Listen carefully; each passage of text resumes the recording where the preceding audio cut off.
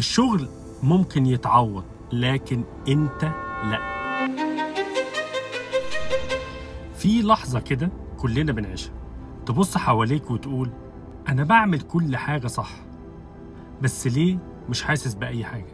الشغل ماشي، التارجت بيتحقق، الناس بتسقف، بس جواك صوت صغير بيقول أنا مش مبسوط.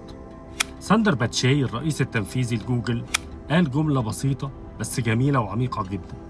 تخيل إن حياتك لعبة جوجلينج، اللي هي اللعب بالكور في السيرك، ومعاك 5 كرات: شغلك، عيلتك، صحتك، صحابك، وروحك. واحدة بس من الكرات دي معمولة من المطاط، والباقي إزاز. وطبعا لما تقع الكرة المطاط كلنا احنا عارفين إنها بترجع تاني، لكن لما تقع كرة من الإزاز على طول بتتكسر. كلنا بنحاول نلعب اللعبة دي من غير ما نخسر أي حاجة، بس محدش قال لنا إن اللعبة مش عن المهارة، اللعبة كلها عن الوعي. عارف لما تشوف حد ناجح جدا وتقول يا سلام نفسي أبقى زيه؟ خليني أحكي لكم حكاية عميلة عندي بتشتغل في الكوربريت وورلد، يعني في شركة عالمية. كانت مثال للهاي أتشيفرز، أول واحدة بتوصل المكتب وآخر واحدة بتمشي. أول مرة قعدت معاها كان من كام شهر تقريبا، بتقول لي بصوت مكسور أنا كسبت كل حاجة إلا نفسي، لدرجة إن جسمها ما استحملهاش، مناعتها ضعفت، نومها اتلخبط، كل اللي كانت بتحبه وبتعمله بقى حمل. يوم ما وقعت الشركة بعتت لها بوكيه ورد مكتوب عليه We hope you recover soon، يعني تقومي بألف سلامة إن شاء الله. وللأسف مفيش حد سألها بصدق أنتِ كويسة أو محتاجة أي حاجة. ساعتها هي فهمت إن الشركات مش شريرة، بس عندها طبيعة مختلفة. الشركات اتخلقت علشان تكمل في الشغل، مش علشان تحافظ عليه.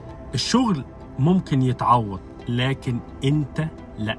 إحنا بنتعامل مع الشغل كأنه هو اللي بيعرفنا، وكأن قيمتنا في الجوب تايتل. بس خليني أقول لك الحقيقة المؤلمة: You don't work to prove who you are.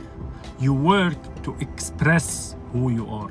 يعني أنت لا تعمل لإثبات نفسك، بل تعمل للتعبير عن نفسك. فرق بسيط جدا في الكلام، بس ضخم جدا في المعنى.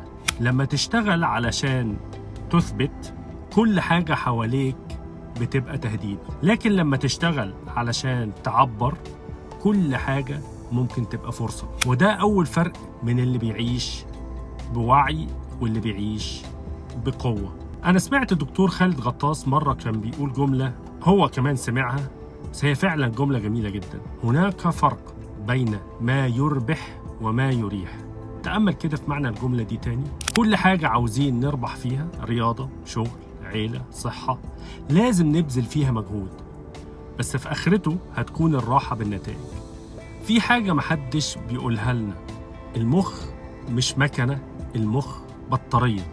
كل قرار، كل مكالمة، كل إيميل، كل ديدلاين بيستهلك من طاقة اسمها mental energy. ولما البطارية دي بتخلص، انت مش بس بتتعب، انت بتفقد قدرتك على التفكير الواضح وعلى التواصل وعلى الهدوء.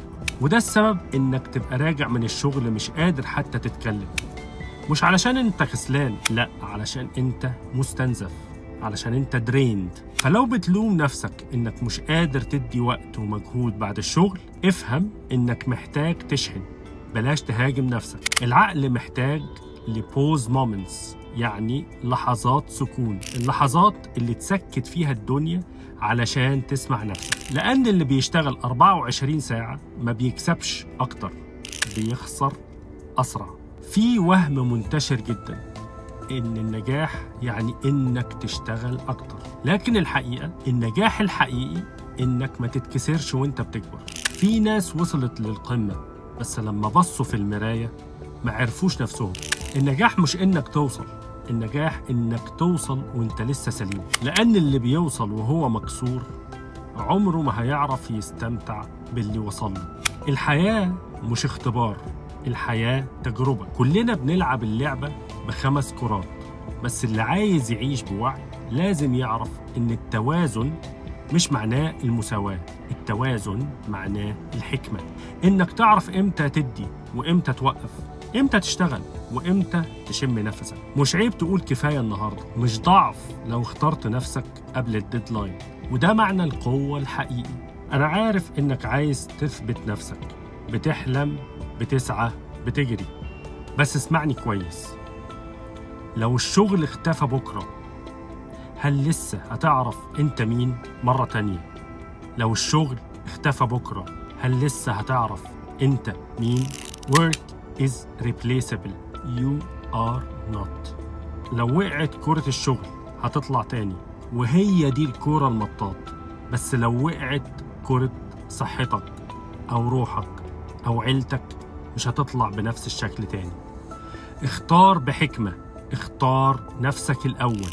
لما تكون انت بخير، كل حاجة حواليك بتتظبط لوحدها. اشتغل من وعي مش من خوف. عيش من جوه لبره مش العكس.